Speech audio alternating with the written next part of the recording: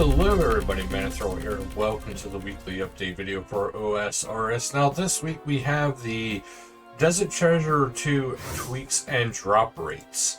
So let's go through, there's actually a decent amount here. So for Desert Treasure 2, adjustments have been made to the post-quest Desert Treasure 2 boss drop tables. More information is later in the post, so we'll get to that in a second. Chest has been added to Kasande's hideout in the Stranglewood. Stink bombs can be taken away from it. When set off, a stink bomb will attract the nearest strangled to the coordinate it was set off on. New bits of scenario have been added to Lasser and the Stranglewood that, when interacted with, provide a stamina boost.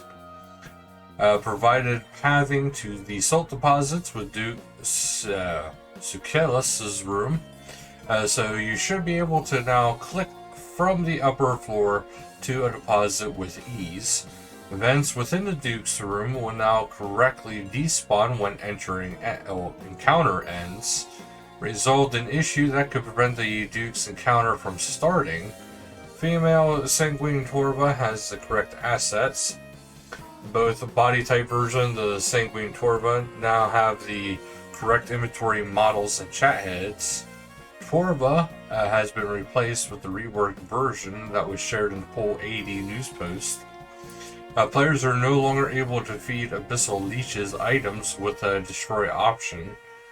The leeches in the Person White fight will now always target the player. Katla and her clones were not doing the rain mod damage, so this has been changed so they're closer to what was intended. The Amulet of the Eye will no longer be lost on death. The Abandoned Ancient Vault will now sell you multiple rings. In addition, the ring has a charge option to make it charging easier. This option also tells you which runes are needed if you don't have the right ones. Some puzzles within Gorok's prison have been improved to make the solution more clear. The gates of Gorok prison are now clearly named to show what gem their lock is. Damage should no longer carry over from Kasande once the fight has ended. Various minor balancing changes have been made to the quest versions of Desert Treasure 2 bosses. The difficulty of these bosses should remain very close to how they were last week. Their respective combat levels have also been increased to better reflect their difficulty. Some temple walls within the Stranglewood can no longer be walked through. Awakener's orbs have been added to the collection log. As the orbs are tradable, any gained before this update will not appear. Boss Slayer tasks for the 4 new bosses could be given before completing Desert Treasure 2, and this is now fixed. Slayer tasks no longer apply the awakened versions of the Desert Treasure 2 bosses. Bordorvis has had some clickblock improvements. It is no longer possible to safe spot Mysterious Stranger. Wearing the Ring of Shadows will correctly show the hidden ghost inside the sepulchre. Some Sanic braziers within the throne room of the Lacer Undercity have been removed. Progress within the Scar Maze will now save, so if you need to leave and return, you don't need to redo already completed challenges. Boss information has now been added to the combat achievement system or interface, alongside the monster examine being enabled. Hot fixes are now cold. Issues with the stairs and Lasser area have been resolved. Fix an issue that prevented pillars from being destroyed during the Whisper encounter. Fix an issue that caused the Soul Reaper axe to hit higher than intended. A bug has been resolved. That means Leviathan is less likely to use melee to prevent players from bypassing all mechanics of the encounter. Leviathan, if enraged during the spin lightning attack, would carry on doing it. Now it should stop. So, we were talking about the... So also, before we get into some of the other stuff, there's the Awakened Boss World first. You got first with Sync, second is CX, third is 80, fourth is null, fifth is noob type, sixth is Sunapasca, seventh is Trifly, eighth is Port Khazard, ninth is Meerkat Phone, and 10th is No Monkey. No Monkey is what I'm going for with that name. I'm not sure. But the Desert Treasure 2 drop rate. So the rates to hit unique table before the today's update was 1 in 180 for Verdorvis, 1 in 108 for the Duke, 1 in 120 for the Leviathan, and 1 in 77 for Whisper. The weightings was 1 in 8 for Virtus. Vestige roll was 3 in 8. Chromium ingot is 3 in 8. Axe piece is 1 in 8. The untradeable teleport tablets is 1 in 25. Ancient elemental quartz is 1 in 200.